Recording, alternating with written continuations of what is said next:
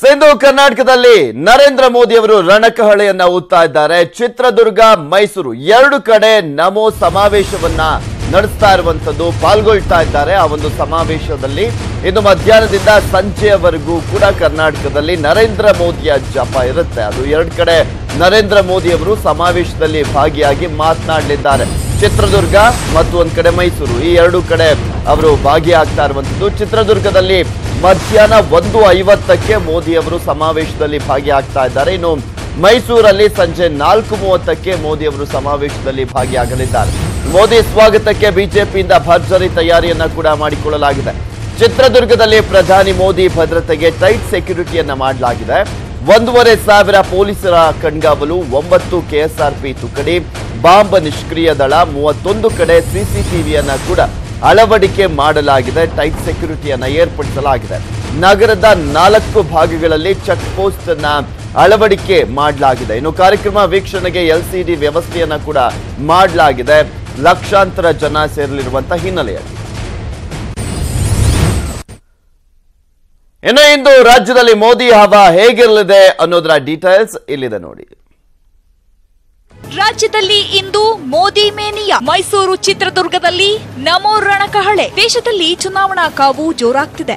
ರಾಷ್ಟ್ರೀಯ ಪಕ್ಷಗಳು ಸೇರಿದಂತೆ ಪ್ರಾದೇಶಿಕ ಪಕ್ಷಗಳು ಸಂಸತ್ ಪ್ರವೇಶಿಸಿ ಅಧಿಕಾರದ ಗದ್ದುಗೆಗೇರಲು ಹವಣಿಸುತ್ತಿವೆ. ಅದರಲ್ಲೂ ಬಿಜೆಪಿ ಮತ್ತೊಮ್ಮೆ ಹೆಚ್ಚು ಸ್ಥಾನಗಳೊಂದಿಗೆ ಅಧಿಕಾರಕ್ಕೇರಲು ಮೋದಿ ಮತ್ತೊಮ್ಮೆ ಎಂದು ಚುನಾವಣಾ ಪ್ರಚಾರ ಮಾಡುತ್ತಿದೆ. ಎಲೆಕ್ಷನ್ ಡೇಟ್ ಅನೌನ್ಸ್ ಆದ ಬಳಿಕ ರಾಜ್ಯಕ್ಕೆ ಬಂದಿದ್ದ ಮೋದಿ ಖರ್ಗೆ ಕೋಟೆಯಲ್ಲಿ ಅಬ್ಬರಿಸಿದ್ರು. ಇದೀಗ ಮತ್ತೆ ಕರುನಾಡಿಗೆ ಬರ್ತಿದ್ದು ಇಂದು ಮೈಸೂರು ಹಾಗೂ ಚಿತ್ರದುರ್ಗದಲ್ಲಿ ಬೃಹತ್ ಸಮಾವೇಶ ನಡೆಸಲಿದ್ದಾರೆ. ಮಧ್ಯಾಹ್ನ 1:50ಕ್ಕೆ ಚಳ್ಳಕೆರೆ ತಾಲೂಕಿನಲ್ಲಿರುವ ಡಿಆರ್ಡಿಒದಲ್ಲಿರುವ ರನ್ವೇಗೆ ವಿಶೇಷ ವಿಮಾನದಲ್ಲಿ ಪ್ರಧಾನಿ ಮೋದಿ ಬರಲಿದ್ದಾರೆ. ಅಲ್ಲಿಂದ ವಿಶೇಷ ಹೆಲಿಕಾಪ್ಟರ್ ಮೂಲಕ ಚಿತ್ರದುರ್ಗ ನಗರದ ಒನಕೆ ಓಬವ್ವ ಕ್ರೀಡಾಂಗಣದ ಹೆಲಿಪ್ಯಾಡ್ಗೆ ಬಂದಿಳಿದು ಪೊಲೀಸ್ ಬಿಗಿ ಭದ್ರತೆಯೊಂದಿಗೆ ಸರ್ಕಾರಿ ವಿಜ್ಞಾನ ಕಾಲೇಜು ಮೈದಾನದಲ್ಲಿ ಆಯೋಜಿಸಿರುವ ಬಿಜೆಪಿ ಸಮಾವೇಶದ ಕಾರ್ಯಕ್ರಮದಲ್ಲಿ ಭಾಗವಹಿಸಲಿದ್ದಾರೆ. ಮೋದಿ ಆಗಮನ ಹಿನ್ನೆಲೆಯಲ್ಲಿ ಆಯಕಟ್ಟಿನ ಜಾಗದಲ್ಲಿ ಸಿಸಿ ಕ್ಯಾಮೆರಾಗಳ ಅಳವಡಿಕೆ ಮಾಡಲಾಗಿದೆ. ಸಮಾವೇಶದಲ್ಲಿ ಚಿತ್ರದುರ್ಗ ಅಭ್ಯರ್ಥಿ ಎ ನಾರಾಯಣಸ್ವಾಮಿ, ದಾವಣಗೆರೆ ಜಿಎಂ ಸಿದ್ದೇಶ್ವರ್, ತುಮಕೂರಿನ ಜಿಎಸ್ ಬಸವರಾಜ್ ಪರ ಮೋದಿ ಚುನಾವಣಾ ಪ್ರಚಾರ ಮಾಡಲಿದ್ದಾರೆ. ಚಿತ್ರದುರ್ಗ ಮತ್ತು ತುಮಕೂರು ಲೋಕಸಭಾ ಕ್ಷೇತ್ರಗಳಿಂದ 1 ಲಕ್ಷಕ್ಕೂ ಹೆಚ್ಚು ಜನ ಸೇರುವಂತ ನಿರೀಕ್ಷೆ ನಮಗಿದೆ. ಪ್ರಧಾನಮಂತ್ರಿಗಳ ಜೊತೆ ವೇದಿಕೆಯಲ್ಲಿ 3 ಲೋಕಸಭಾ ಕ್ಷೇತ್ರದ ಅಭ್ಯರ್ಥಿಗಳಂತ ಜಿಎಂ ಸಿದ್ದೇಶ್ ಅವರು, ಬಸವರಾಜ್ ಅವರು ಮತ್ತು ಆನೇಕಲ್ ನಾರಾಯಣಸ್ವಾಮಿ ಅವರು ಭಾಗವಹಿಸುತ್ತಾರೆ. ಚಿತ್ರದುರ್ಗ ಸಮಾವೇಶ ಬಳಿಕ ನಮೋ ಮೈಸೂರಿಗೆ ಲಗ್ಗೆ ಇಡಲಿದ್ದಾರೆ. ಮೈಸೂರು, ಕೊಡಗು ಹಾಗೂ ಚಾಮರಾಜನಗರ ಭಾಗದ ಬಿಜೆಪಿ ಅಭ್ಯರ್ಥಿಗಳ ಪರ ಪ್ರಚಾರ ಮಾಡಲಿದ್ದಾರೆ. ಮೈಸೂರಲ್ಲಿ ಮೋದಿ ಹವಾ. ಮಹಾರಾಜ ಕಾಲೇಜು ಮೈದಾನದಲ್ಲಿ ಸಮಾವೇಶ ಆಯೋಜನೆಯಾಗಿದ್ದು ಪ್ರಧಾನಮಂತ್ರಿ ನರೇಂದ್ರ ಮೋದಿ ಸಂಜೆ 4:15ಕ್ಕೆ ಮೈಸೂರು ವಿಮಾನ ನಿಲ್ದಾಣಕ್ಕೆ ಆಗಮಿಸಿ ರಸ್ತೆ ಮೂಲಕ ಮಹಾರಾಜ ಕಾಲೇಜು ಮೈದಾನಕ್ಕೆ ಆಗಮಿಸಲಿದ್ದಾರೆ. 4:30ರಿಂದ 5:30ರವರೆಗೆ ಸಮಾವೇಶದಲ್ಲಿ ಭಾಗಿಯಾಗಲಿದ್ದು ಬಿಜೆಪಿ ಪರ ಪ್ರಚಾರ ಮಾಡಲಿದ್ದಾರೆ.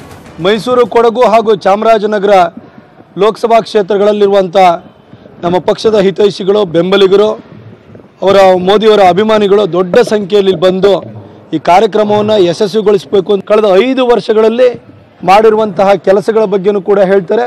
ಮುಂದಿನ 5 ವರ್ಷಗಳಲ್ಲಿ ದೇಶದಲ್ಲಿ ಯಾವ ಬದಲಾವಣೆಯನ್ನು ತರ್ತಾರೆ ಅದ್ರ ಬಗ್ಗೆನೂ ಕೂಡ ಅವರು ಮಾಹಿತಿಯನ್ನು ಕೊಡಲಿದ್ದಾರೆ. ಏಪ್ರಿಲ್ 12ರಂದು ಗಂಗಾವತಿಯಲ್ಲಿ ಮೋದಿ ಸಮಾವೇಶ. ಏಪ್ರಿಲ್ 18ಕ್ಕೆ ಬಾಗಲಕೋಟೆಯಲ್ಲಿ ಮೋದಿ ಪ್ರವಾಸ ಫೇಕ್ ಎಂದು ಚಿತ್ರದುರ್ಗ, ಮೈಸೂರಿನಲ್ಲಿ ಪ್ರಚಾರ ಮಾಡಲಿರುವ ಪ್ರಧಾನಿ ಮೋದಿ ಮತ್ತೆ ಏಪ್ರಿಲ್ 12ರಂದು ಕೊಪ್ಪಳದ ಗಂಗಾವತಿಯಲ್ಲಿ ನಡೆಯುವ ಸಮಾವೇಶದಲ್ಲಿ ಭಾಗವಹಿಸಲಿದ್ದಾರೆ.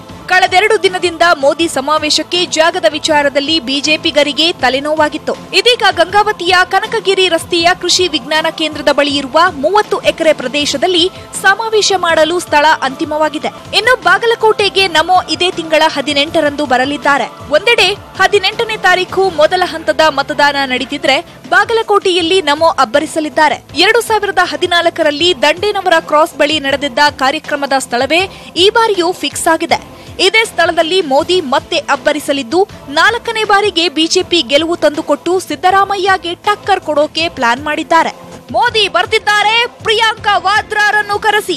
ಕೈ ನಾಯಕರಿಗೆ ಕಾಂಗ್ರೆಸ್ ಕಾರ್ಯಕರ್ತರ ಮನವಿ.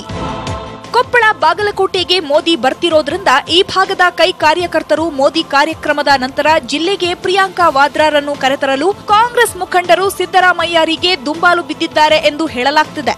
ಒಟ್ಟಾರೆ ಇಂದು ಕೋಟೆನಾಡು ಹಾಗೂ ಅರಮನೆ ನಗರಿಯಲ್ಲಿ ನಮೋ ರಣಕಹಳೆ ಮೊಳಗಿಸಲಿದ್ದು ಕಾಂಗ್ರೆಸ್ ಪ್ರತಿಯಾಗಿ ಯಾವ ತಂತ್ರ ರೂಪಿಸುತ್ತೆ ನೋಡಬೇಕು. Bureau report, news 18 Kannada.